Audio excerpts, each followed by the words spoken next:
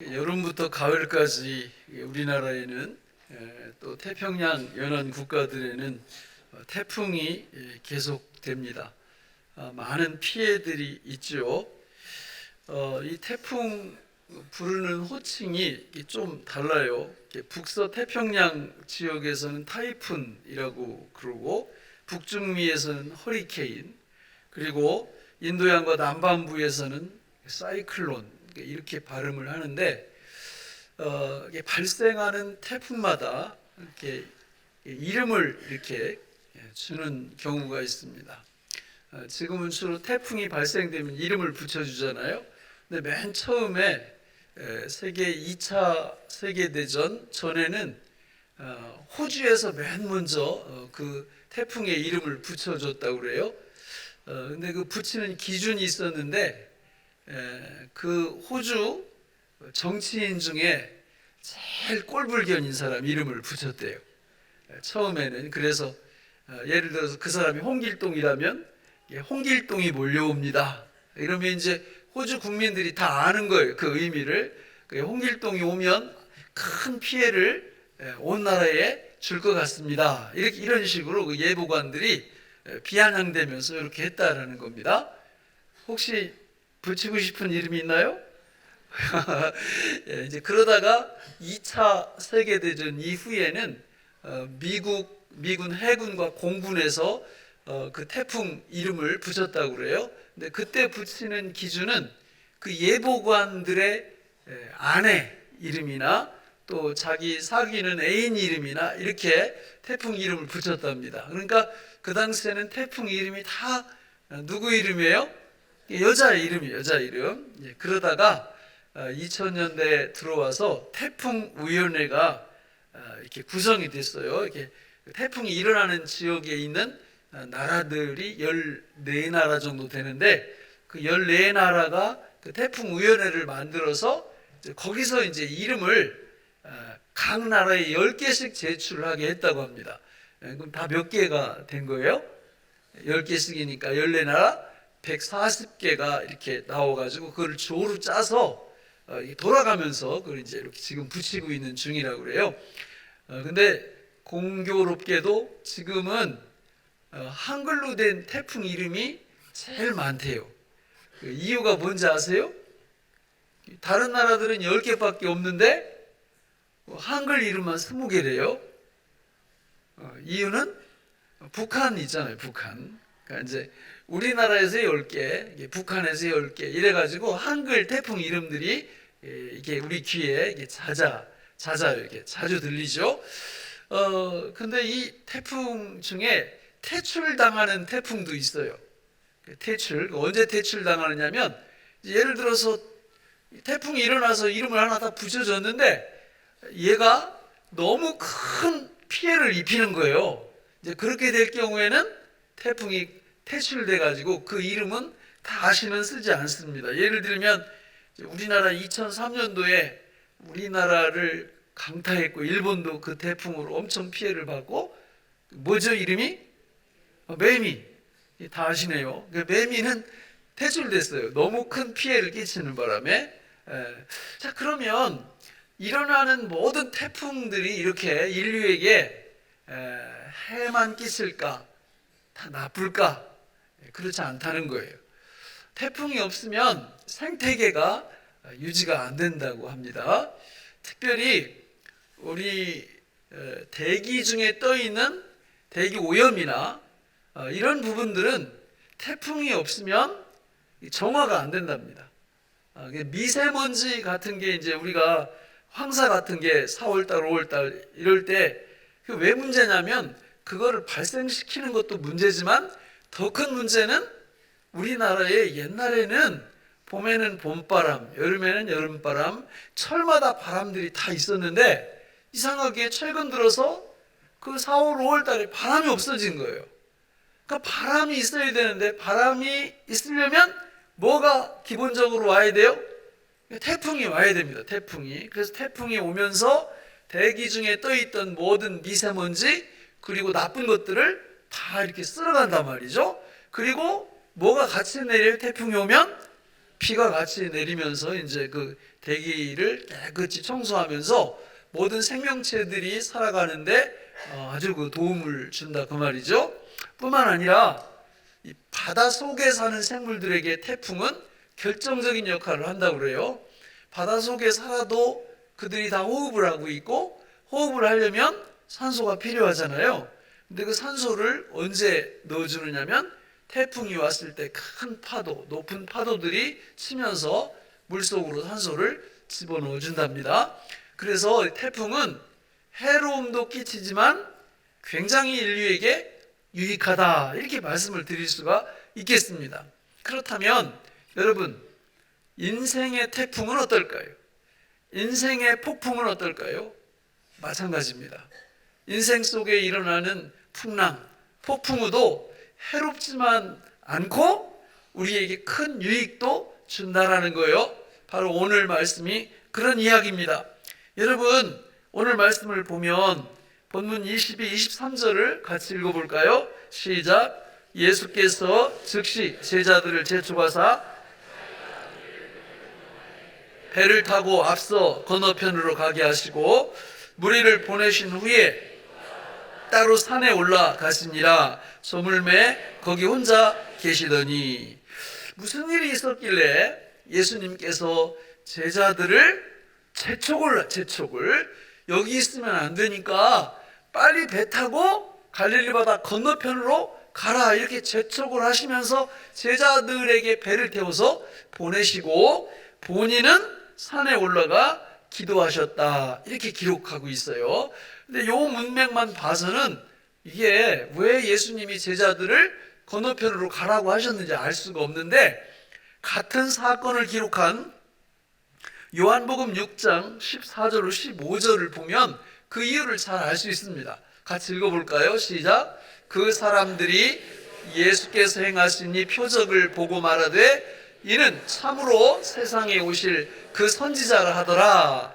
그러므로 예수께서 그들이 와서 자기를 억지로 붙들어 임금으로 삼으려는 줄 아시고 다시 혼자 산으로 떠나가시니라. 아시겠죠? 네, 지금 바로 앞에서 무슨 일이 벌어졌느냐면 오병이어의 표적을 예수님이 행하신 거예요.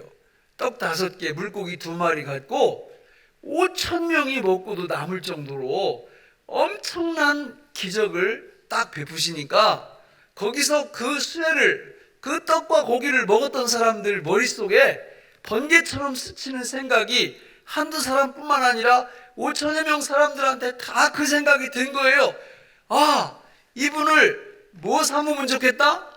왕, 임금, 대통령 삼으면 좋겠다, 이 생각이 딱 들어간 겁니다. 한두 사람이 아니라 전부 다. 왜냐하면 그 당시 이스라엘은 로마의 식민지죠. 자유가 없어요. 자유가 없는 상태에서 저 사람이 왕이 되면 나라 독립도 되고 뿐만 아니라 뭐니 해도 경제가 굉장히 중요한데, 아니 보리떡 5개, 물고기 2마리 가지고 5,000명을 먹일 정도의 능력을 가졌다면 나라 경제도 틀림없이 잘 이끌고 가실 게 틀림없으니까 이분을 뭘로 세우자? 왕으로 세우자, 이렇게 된 거예요. 그래가지고 이제 아마 그 짧은 시간에 예수님 왕 옹립 추진위원회 막 이런 것도 세우고 막 자기들끼리 해가지고 목소리 큰 사람, 앞에 나서기 좋아하는 사람, 이런 사람들이 막 준비를 하고 있는 거를 예수님이 다 알고 계시는 거예요. 만약에 예수님의 제자들이 그 자리에 가만히 있었으면 이 사람들하고 짝짝꿍이 돼가지고 부하내동을 할까요? 아니면 우리 예수님을 뭘로 보고, 우리 예수님은 그런 시시한 이런 이스라엘의 왕 되려고 오신 게 아니고 만왕의 왕이 되려고 이 땅에 오신 분이야, 요렇게 했을까요? 전자입니까? 후자입니까? 예? 전자예요, 전자. 지금 제자들도 지금 예수님이 왕 됐으면 좋겠다, 이런 생각을 갖고 있고요. 만약에 그 자리에 계속 놔두면 이 사람들하고 하나 돼가지고 어우러져가지고 예수님 우리의 왕이 되셔서 이 민족을 다스려달라고 100% 그렇게 말할 가능성이 있는 것을 주님이 아시고 격리시키는 겁니다. 우리 제자들 여기 놓으면 큰일 나겠다, 베리겠다, 이래가지고 제자들을 배를 태워서 지금 갈릴리 바다 건너편으로 보내시고 본인은 산에 올라가서 기도하셨다, 이렇게 기록하고 있다라는 거예요. 그런데 문제가 생긴 거죠. 예수님 말씀을 듣고 배 타고 쭉 건너가는 갈릴리 바다 중간 어디쯤에서 뭘 만난 거예요? 예? 풍랑을 만난 거예요. 태풍을 만난 거예요. 원래 갈릴리 바다가 다른 바다보다 이 높이가 300m가 밑에 있어요. 지표면보다 300m 정도가 밑으로 내려가 있어요. 갈릴리 바다가 뭐 호수인데 너무 커가지고 바다라고 부르는 건데, 그래가지고 그 위에 바람이 조금만 이렇게 불면 갑자기 광풍으로 바뀝니다. 광풍이 무슨 바람이에요? 미친 바람이에요. 그래가지고 지금 광풍을 만난 거예요. 광풍을. 여러분, 여기서 얼마나 중요한 이야기들이 나오는지 몰라요. 만약에 예수님의 이 12제자들이 자기들이 예수님께 불순종하다가 이 풍랑을 만났으면 그래도 얘기가 되잖아요. 그쵸? 구약 성경에 그런 사람이 있는데 누구예요? 예? 다 여러분들이에요. 요나. 예? 그러니까 요나는 하나님 말씀에 불순종하다가 뭘 만나요? 풍랑을 만나요. 태풍을 만납니다. 그래가지고 요나가 바닷속에 이렇게 던져지잖아요. 던져지면서도 요나는 자기가 던지라고 했고, 내가 지금 왜 이 벌을 받고 있는지, 왜 풍랑을 만났는지 알고 이해를 하는 거예요. 이거 참 중요한 얘기입니다. 여러분, 만약에 하나님의 백성이라고 하는 분들이 하나님의 뜻대로 살지도 않고 하나님의 뜻을 어겨가면서 사는데도 아무 일도 안 일어난다. 성경과 안 맞아요. 하나님은 당신의 백성들을 가만 놔두지 않습니다. 징계를 베푸세요. 왜? 축복을 줘야 되겠는데 축복받을 그릇이 준비가 안 되잖아요. 그러니까 그거를 바로잡으려고 뭘 주신다고요? 징계를 주십니다. 징계. 내가 잘못하고 주님의 뜻대로 살지도 않고 이러는데 아무런 징계도 안 일어나고 아무런 문제가 없다. 하나님의 자녀가 아닐 가능성이 굉장히 큰 거죠. 하나님의 자녀라면 하나님이 사랑의 매를 대신다니까요. 그게 요나 사건이에요. 요나 사건. 그러니까 우리도 잘 점검을 해보셔야 돼요. 내 삶 속에 풍랑이 왔다. 인생의 풍랑이 왔다.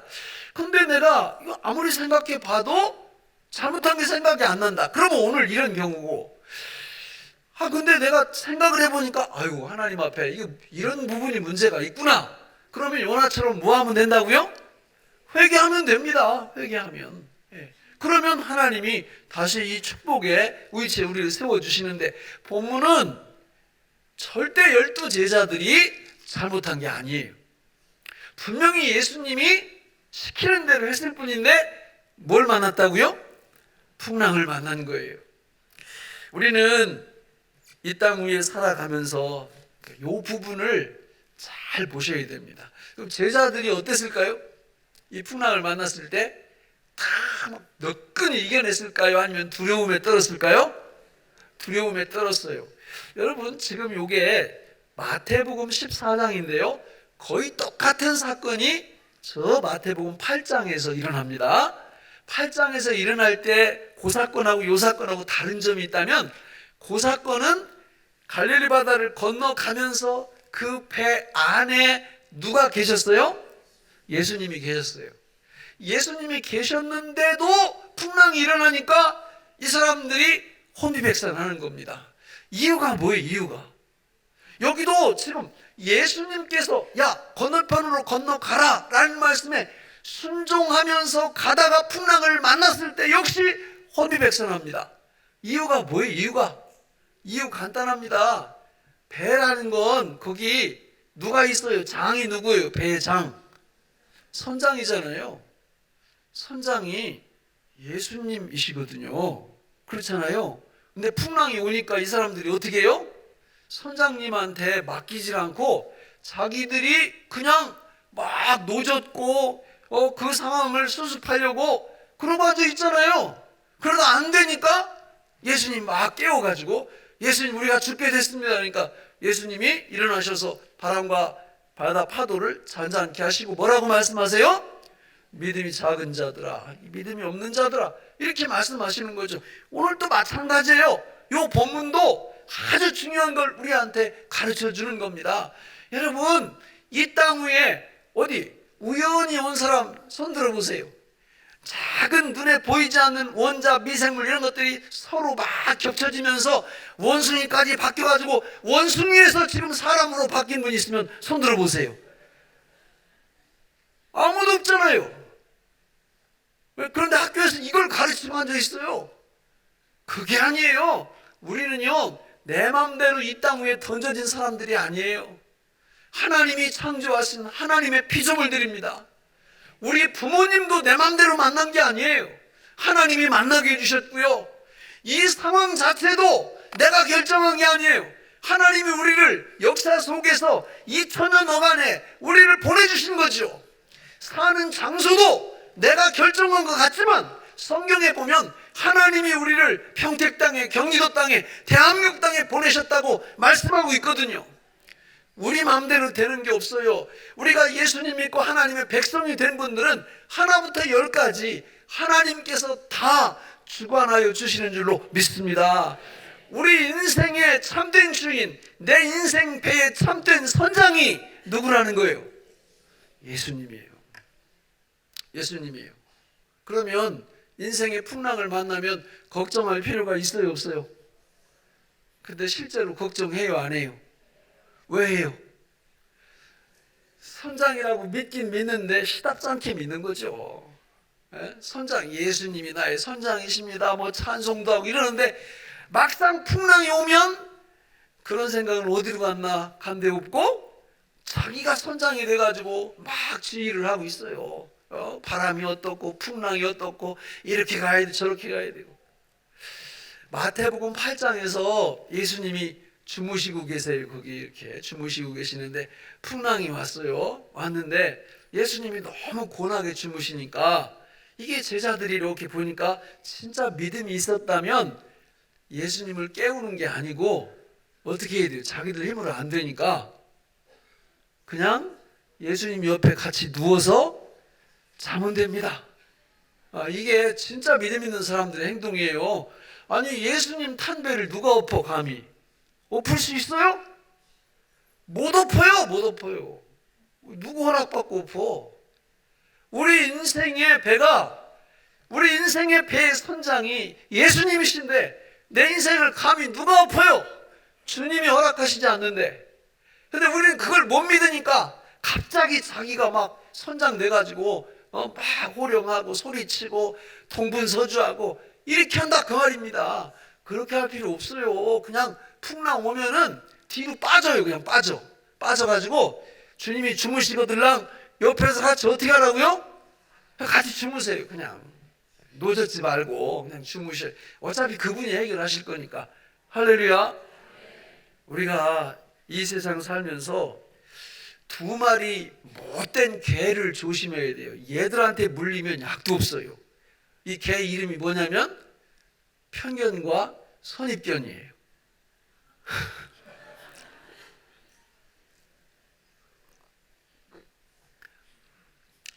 이 두 마리 개가 꼭 미국의 그 핏불 테리어 같아. 한번 물으면 놔요, 안 놔요? 잘 안 놔. 그 얘들한테 물리면 믿음으로 살지 않아, 사람들이. 성경에서 이렇게 분명히 말씀하는데도 안 들어먹어. 왜 그렇다고요? 얘들한테 물려서 그래요. 이 두 마리 개한테 물려가지고 양팔을 물리고 꼼짝 못하고 그냥 편견과 선입견 속에서 살아가는 거예요. 그렇게 살면 여러분 인생의 풍랑을 극복할 수가 없어요. 그런 개가 이렇게 찾아오면 어떻게 하면 돼요? 예? 그 잘 모르세요? 예? 미친 개는 뭐가 약이다? 아니 그런 게 참 중요한 말 아니에요? 예? 왜 미친개한테 물려요? 편견과 선입견에 물리면 하나님 말씀을 봐도 들어오질 않아. 말씀을 안 붙잡는 거예요. 그런 건 그냥 큰 말씀의 몽둥이가 딱 이렇게 가지고 있다가 그 몽둥이로 때려잡으면 될 줄로 믿습니다. 그리고 하나님의 말씀을 다 붙잡으면 그때부터 주님이 우리를 다스리고 통치해 주세요. 여러분, 놀라운 은혜가 뭐냐면 우리 23절을 보세요. 23절 같이 읽어보겠습니다. 시작. 무리를 보내신 후에 기도하러 따로 산에 올라갔습니다. 저물매 거기 혼자. 여러분, 예수님이 산에 올라가셔서 뭐 하셨을 것 같아요? 누구를 위해서 기도했을 것 같아요? 제자들이죠, 제자들. 하나님, 저 제자들이 이번 풍랑을 통해서 정말 중요한 교훈을 배워야 되는데 놓치지 않고 배우게 해달라고. 그리고 실제로 제자들은 그 풍랑 속에서 위대한 진리를 배우게 됩니다. 이따 보시면 아시겠지만 그걸 놓고 기도하시는데, 여러분, 제자들은 이 사실을 알까요? 모를까요? 지금은 몰라요. 그럼 우리는 로마서 8장 34절에 보면 이렇게 기록되어 있어요. 같이 읽어볼까요? 시작. 누가 정죄하리요? 죽으실 뿐 아니라 다시 살아나신 이는 그리스도 예수시니 그는 하나님 우편에 계신 자요 우리를 위하여 간구하시는 자시니라. 그때 갈릴리 바다 옆에 산에서 제자들을 위하여 중보기도 하시던 예수님은 오늘은 바로 저와 여러분들을 위하여 하나님 보좌 우편에서 중보기도 하고 계시는 줄로 믿습니다. 이거 아세요? 진짜 아세요? 그러면 걱정할 필요 있어요, 없어요? 인생의 풍랑이 올 때 걱정할 필요 있습니까, 없습니까? 절대 없어요. 걱정하는 건 우리 믿음이 작기 때문에 그러는 거예요. 믿음만 있으면 나를 위하여 중보기도 해주시는 주님의 그 기도를 내가 믿기 때문에 그냥 주무시는 예수님 옆에서 뭐 할 수 있다? 같이 잘 수 있다. 이런 믿음, 이런 역사가 일어나는 거죠. 주님은 다 아셨어요. 그리고 더 놀라운 이야기가 25절에서 설명이 됩니다. 우리 25절 같이 한번 읽어볼까요? 시작.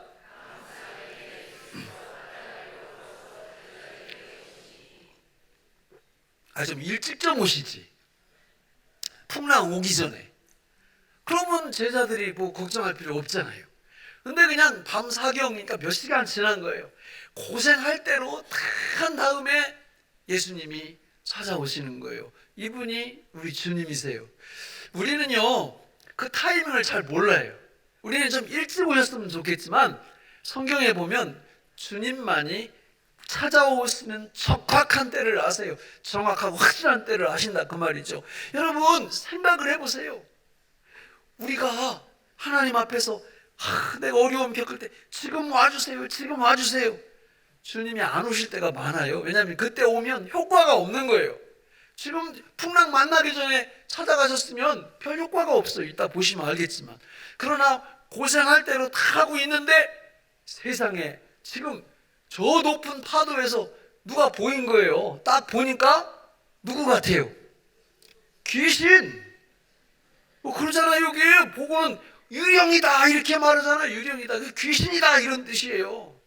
이 얘기는 뭐냐면 예수님의 제자들은 주님을 기다리는 마음이 아예 없어요. 우리를 버렸다고 생각해요. 주님은 다 기획 속에서 이 일을 하고 계시는데 정확한 때에 찾아오셨는데 제자들은 예수님을 기다리고 기대하는 마음이 전혀 없다, 그 말입니다. 이게 너무 중요한 거예요. 우리가 여러분 이 땅 위에서 살아가면서 똑같잖아요. 인생의 풍랑을 만나고 태풍, 광풍을 만났을 때 주권자 되시는 예수님을 정말 기대하고 기다리고 사시나요? 그 믿음이 있으신가요? 그 믿음이 있다면 예수님이 어떤 형태로 오시든지 놀라지 않았을 거예요. 이 사람들은 예수님을 지금 한두 번 경험하는 게 아니거든요. 몇 시간 전에 보리떡 5개와 물고기 2마리로 5,000명을 먹이시는 능력의 예수님을 경험을 해서, 아니 그분이 바다 위를 걸어오시는 게 대수요? 전혀 문제가 안 되잖아요. 하실 수 있는 거잖아요. 그런데 이 사람들은 기다림이 없는 거예요. 오늘 우리를 보세요. 정말 주님이 우리의 주님이신가요? 우리의 모든 걸 책임져 주시는 분이신가요? 그러면 그분에 대한 기대가 있어요. 늘 기대가 있다고. 어떤 일이 일어나도 별로 놀라지 않아요. 왜? 주권자 예수님이 우리 모든 것들을 책임지시기 때문에. 이런 복을 받으시길 바랍니다. 자, 그래서 유령이다, 귀신이다 이렇게 소리를 쳤더니 우리의 호프, 우리의 희망 누구예요? 베드로가 야 유령이다 그러니까 유령 아니고 나니까 두려워하지 말라 예수님이 이렇게 말씀을 하시니까 베드로가 뭐라고 그러냐면 만일 주님이시라면 저도 좀 바닷물 좀 한번 걸어보게 해주세요 이렇게 얘기한 거예요. 베드로는 칭찬받아 마땅합니다. 여러분, 이게 믿음을 사용하는 거예요. 믿음을 쓰는 거예요. 이 세상에서 물 위를 걸었던 사람은 베드로가 유일합니다. 그래요, 안 그래요? 베드로는 믿음을 쓴 거고요, 사용한 거고, 예수님은 그 믿음을 받아들이신 거예요. 근데 나는 진짜 아쉬운 게 나머지 11 제자들은 뭐 했을까? 저도 바다 위 좀 걷게 해주세요 그랬을 때, 좋다 걸어와라 이랬을 때 제가 옆에 있었더라면 뭐라고 하면 돼요? 저도, 요거 길지도 않아. 저도요, 나도요. 아무도 그 얘기를 안 했어요. 왜 안 한 줄 아세요? 믿음 사용이라는 건 아무나 하는 게 아니에요. 믿음이 있어야 사용을 하지. 주님이 걸었으니까 나도 걷게 해주실 거라는 믿음이 있어야 거기를 걷는 거지. 사랑하는 성도 여러분, 우리는 믿음을 사용하지 않고 많은 부분에서 살아갑니다. 그러면 믿음의 역사도 일어나지 않아요. 여러분, 베드로는 좀 전에 뭘 봤어요? 오병이요, 5,000명이 먹는 걸 봤어요. 이 사건을 통과한 베드로는 저 사도행전에 가면 한 번 설교할 때마다 몇 명이 돌아와요? 3,000명, 5,000명이 돌아와요. 5,000명이 그냥 5,000명이 아니에요. 예수 그리스도 그분이 누군지를 알고 믿음을 사용했던 베드로가 그걸 그대로 평생 동안 하고 있는 겁니다. 저는 우리 교회에 나오는 모든 성도님들이 이 땅 위에서 그냥 여러분 성실하게만 살면 안 돼요. 그거는 그냥 성실하게만, 그럼 불신자들도 그렇게 살아요. 예수님 모르는 분들도 성실한 분 많아요. 성실하게만 살지 마시고 뭘로 사시라? 믿음으로 사시라. 믿음을 쓰면서 사시라. 할렐루야. 제가 자랑질을 좀 하고 싶어요. 자랑질. 제가 여러분 가방끈도 짧고요, 뭐 내세울 게 없어요. 저라는 사람이, 제가 20년 전에 이 교회 올 때 교인 한 30명 남짓, 그리고 저 철길 너머에서 그냥 4천만 원짜리 전세를 살던 그런 교회였어요. 우리 교회가. 제가 와서 제가 내세울 거는 아무것도 없어요. 그래서 그때부터 뭘 했느냐면 이 겨자씨 하나만한 이 작은 믿음이지만 주님 앞에 계속 사용을 하는 거예요. 하나님, 이렇게 하나님이 하실 줄로 믿습니다. 하나님이 새로운 영혼들을 건져내실 줄로 믿습니다. 이번 주일에도 하나님이 귀한 영혼들을 보내실 줄 믿습니다. 하나님이 교회를 수많은 영혼들을 건져내는 구원의 방주로 주님이 사용하실 줄로 믿습니다. 그 믿음을 계속 쓰는 거예요. 다른 거 한 거 별로 없어요. 그랬더니 하나님이 한 20년 정도 지났는데 거의 그때보다 뭐 교인 숫자도 20배 더 크게 잡아 한 30배 부흥이 됐고, 뭐 건물 땅 한 편 없던 교회가 지금 여러분들이 보시는 대로 이렇게 돼 있고. 여러분, 저는 목회자니까 목회하면서 제 믿음을 이렇게 사용했을 뿐이에요. 정말 보잘것없는 거지만 이게 주님의 능력과 연결이 되니까 하나님이 이렇게 이루시잖아요. 할렐루야. 저는 목회자니까 목회할 때 이렇게 한 거예요. 그리고 우리 교인들한테도 계속 이야기를 해주는 겁니다. 여러분의 직장 생활 속에서 여러분들이 사업할 때 성실하게만 하지 마시라고, 믿음으로 하시라고, 주님의 능력을 덧입으시라고, 그러면 바다 위를 걷게 될 거라고. 이런 역사가 일어나거든요. 예? 주님의 이름이 높아지고. 여러분, 베드로 생각을 해보셨어요? 야, 세상에 바다 위를 걷는 그 느낌 모르시죠? 알 턱이 있나? 저도 몰라요. 예? 그 베드로만 아는 거예요. 베드로만. 주님을 신뢰했더니 바다 위도 걸어갈 수 있겠구나, 이걸 아는 거죠. 이 말씀이 여러분에게 도전이 되시기를 바랍니다. 여러분, 바다 위를 걷는 인생이 되시길 바랍니다. 아무나 되는 게 아니에요. 믿음을 예수님께 사용하고 믿음을 쓸 줄 아는 사람에게만 이런 역사가 우리 삶의 전 영역에서 일어날 줄로 믿습니다. 근데 칭찬을 이렇게 많이 해줬더니만, 거기 오늘 성경 말씀을 보세요. 30절부터 31절까지 같이 읽어볼까요? 시작. 바람을 보고 무서워 빠져가는지라. 예수께서 즉시 손을 내밀어 그를 붙잡으시며 이르시되 작은 자여 왜 의심하였느냐 하시고 배에 함께 오름에 바람이 그치는지라. 30절 보면 바람을 뭐하고 무서워했다고요? 보고. 기술도 좋아. 아니 어떻게 바람을 봐? 시력이 너무 좋지 않아요? 근데 성경에 왜 이런 표현을 쓸까요? 그건 뒤하고 대꾸를 이루기 때문에. 무슨 얘기냐? 예수님이 처음에 오라고 할 때 누구를 봤다는 거예요? 예수님을. 시선이 예수님으로부터 안 떨어졌다, 그런 얘기인데, 좀 걷다가 뭘 본 거예요? 바다, 환경, 이걸 본 거예요. 예수님으로부터 시선이 떨어지는 순간 공포, 두려움, 누구한테 물린 거예요? 두 마리 개한테 물려버렸어요. 이렇게 되면 여러분, 믿음과 이 두 마리 개는 공존 못해요. 그냥 쑥 들어가 버리는 거죠. 여러분, 이 땅 위에서 우리 시선이 예수님께 계속해서 붙어있기만 한다면, 집중되어 있기만 한다면 바다 위를 걸을 수 있을 줄로 믿습니다.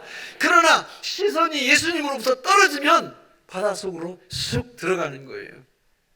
차이 거기 있어요. 차이가. 그러니까 여러분들이 이 땅 위에서 해야 될 유일한 일은 뭐냐? 우리의 시선을 누구한테 집중한다? 예수님께 딱 집중하면 되는 겁니다. 이걸 위해서 제일 좋은 게 혹시 뭔지 아세요? 잘 모르시죠? 이게 뭐예요? 따라서 합니다. 암송 묵상. 아침에 눈 뜨면 처음부터 끝까지 다 못하면 하루 살면서 쭉 틈날 때마다 묵상하는 거예요. 주님께 눈을 떼고 싶어도 뗐다가도 다시 딱 이렇게 가요. 다시. 그래서 이거 그렇게 시키는 거예요. 어제도 우리 유년부 아이들 하루 종일 불러다 놓고 9구절인가 애우게 시켰다고 그러더라고요. 여러분 자녀들을, 여러분들도 마찬가지고, 이걸 왜 암송을 해야 되냐? 중요한 말씀들을 암송을 하다 보면 눈이 안 떨어져. 떨어졌던 눈도 다시 붙어. 그래서 하라는 거예요. 이 축복을 여러분들 꼭 누리셔야 됩니다. 우리한테 문제가 일어날 때 보세요. 눈 떨어져서 그런 거예요. 주님으로부터 엉뚱한 걸 바라보고 있잖아요. 이렇게 되면 믿음이 사라져버리고 물속으로 쑥 빠져들어가요. 그때 어떻게 해야 될까요? 꼴깍 하기 전에 베드로가 어떻게 했어요? 주님, 나를 건져달라고, 나를 구원해달라고 그랬잖아요. 그러니까 주님이 딱 붙잡잖아요.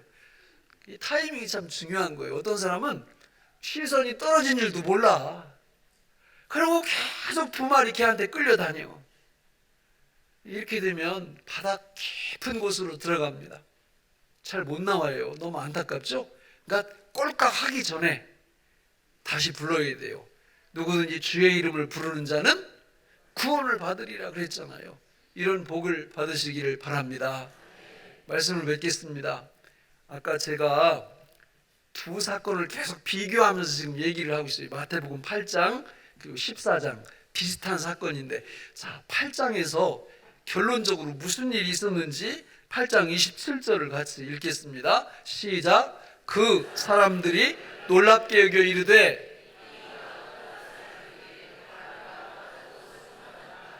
자, 제자들이요, 건너가다가 풍랑 만나가지고 예수님이 잔잔케 해주니까 한 소리가 저 소리예요.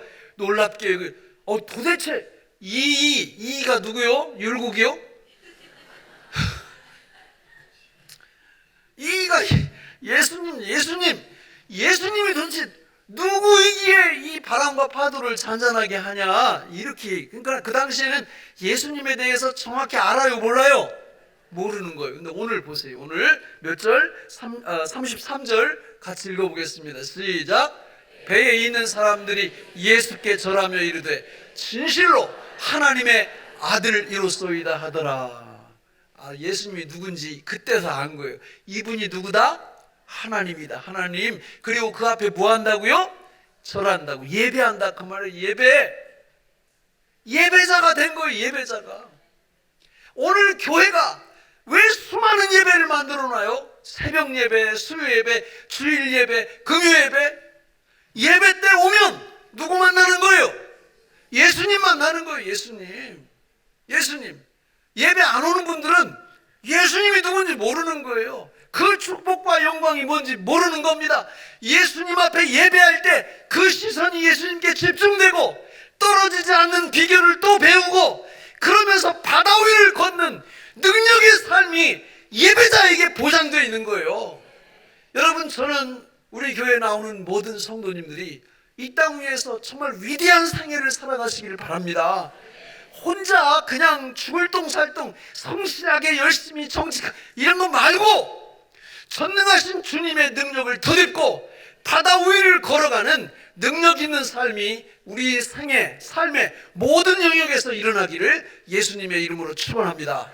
기도하겠습니다. 하나님 아버지, 오늘 우리에게 주신 이 말씀이 생명의 양식이 되게 하여 주옵소서. 예수님 이름으로 기도하옵나이다. 아멘. 430